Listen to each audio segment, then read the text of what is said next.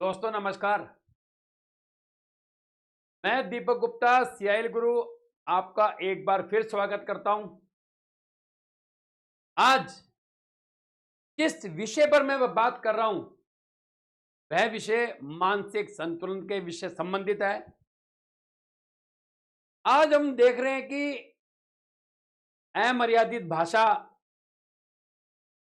जिद्दीपन, तनक, ego, ego के साथ में भाषा में नरमी और ईगो के साथ में भाषा में गर्मी, ये बहुत सारे ऐसे विषय हैं जो आज लगभग लगभग हर घर में, पड़ोस में, अपने सर्कल में आपको लोग टकरा जाएंगे। सबसे बड़ी बात है, ये सारा का सारा खेल माइंड पर चलता है, दिल पर चलता है, चिंतन पर चलता है। इसका मुख्य ग्रह है चंद्रमा। यदि किसी व्यक्ति की कुंडली में चंद्रमा 1 में हो, चंद्रमा 2 में हो, चंद्रमा 4 में हो या चंद्रमा 12 में हो, चंद्रमा किसी का 1 में, चंद्रमा किसी का 2 में, चंद्रमा किसी का 12 में, चंद्रमा किसी का 4 में, ये वो लोग होते हैं जो किसी भी बात को अपने दिल पर लेके बैठ जाते। ईगो,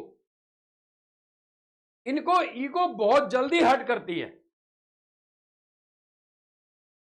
ये चारों वो लोग हैं, चंद्रमा 1 हो, चंद्रमा 2 हो, चंद्रमा 12 हो, चंद्रमा 4 हो, वैसे तो ये बहुत नरम दिल के मिलेंगे जब तक इनकी मदर है, जब तक इनकी मां है, जब तक इनके मां से अच्छे संबंध हैं। और जैसे ही मां से रिश्ते टूटे, मां किसी वजह से दूर हुई या मां का दुनिया में ना रहना, चंद्रमा 1, चंद्रमा 2, चंद्रमा 12 और चंद्रमा 4 वालों की मानसिक स्थिति पे बड़ा गहरा प्रभाव डालता है। ये सन की हो जाते हैं। ये थोड़ा सा ना किसी की भी बात को ईगो पर ले लेते हैं और वो ईगो इनके दिमाग में बैठ जाती है, जिसकी वजह से जब ये बात करते हैं तो इन्हें खुद नहीं पता होता कि ये क्या बात कर रहे हैं और वो बात कितनी फायदेमंद है और कितनी नुकसानदायक है।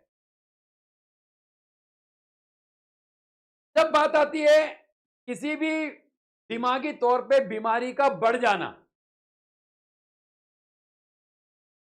वो केवल चंद्रमा 1, चंद्रमा 2, चंद्रमा 12, चंद्रमा 10 और चंद्रमा 6,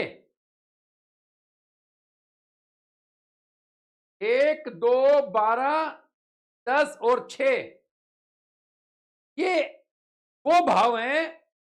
अगर किसी व्यक्ति का चंद्रमा इन भाव में बैठा है तो इस व्यक्ति को ओसीडी हो सकती है। ओसीडी का मतलब होता है किसी भागते हुए आदमी को आता हुआ देखना और ये मान लेना कि ये तुम्हें मारने आ रहा है। किसी बात को दिल पर लेके बैठ जाना और वो बात कई सालों तक आपके दिमाग से नहीं निकलेगी, कई सालों तक आपके दिमाग से नहीं निकलेगी। या तो चंद्रमा अपने खुद के घर में हो 2 और 4 में, या चंद्रमा लगन में बैठ जाए। लगन में चंद्रमा राजमाता। अब राज्य करने के लिए जब ये राजमाता चंद्रमा लगन में बैठ जाता है, जब ये व्यक्ति राज करता है दुनिया पे, तो इसके अंदर ऑटोमेटिकली एक ईगो आ जाता है। इनसे केवल तभी बचा जा सकता है यदि चंद्रमा 1, चंद्रमा 2, चंद्रमा 4, चंद्रमा 12 वाले के पास यदि प्रोफेशनली डिग्री है। यदि ये प्रोफेशनली डिग्री नहीं है, वेल एजुकेटेड नहीं है, तो ये व्यक्ति जल्दी मानसिक रोगों के शिकार हो जाता है।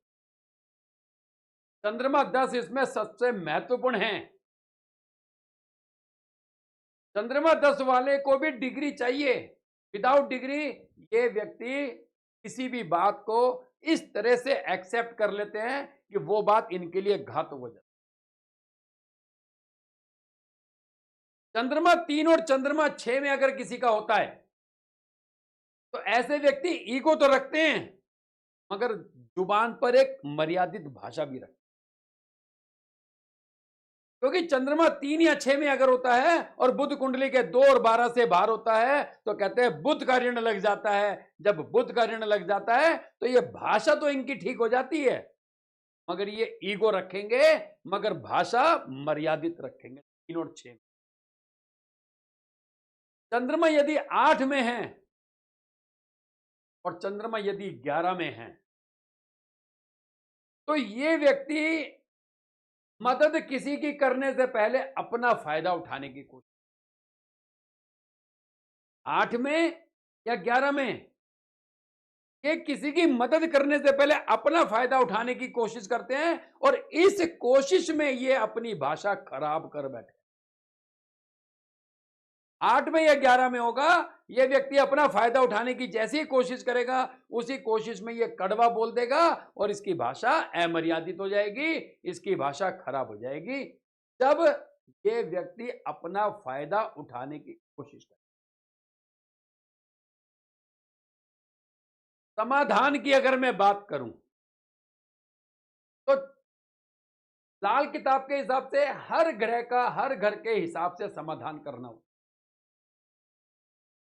कहीं कहीं समाधान की ज्यादा जरूरी हमारे को है कि हमें उसकी बातों को एक्सेप्ट करना चाहिए। हाँ, उसकी सावधानी के बारे में ज्यादा जिक्र किया गया। सबसे ज्यादा अभी भी कहूंगा सन की वो लोग होते हैं जिनका चंद्रमा 1 में, चंद्रमा 2 में, चंद्रमा 12 में, चंद्रमा 10 में होता है, जैसे कि मेरा चंद्रमा 12 में। हो सकता है आप में से किसी का चंद्रमा 1, 2, 12 या 10 में हो सकता है आप सन की ना हो अगर आप पे डिग्री है। किसी की बात को अपने दिमाग पर बिठा लेना ये चंद्रमा 1, 2, 12 और 10 वालों का लक्षण ही है। और मां जब तक जिंदा है तब तक इनकी भाषा फिर भी थोड़ी बहुत निकल जाएगी, या मां से रिश्ते खराब हैं, मां से अनबन है, मां से विचार नहीं मिलते, भाषा में खराबी है, तो ये भी एक सनक की पहचान है। मिलते हैं ऐसे बहुत से टॉपिक के साथ। धन्यवाद।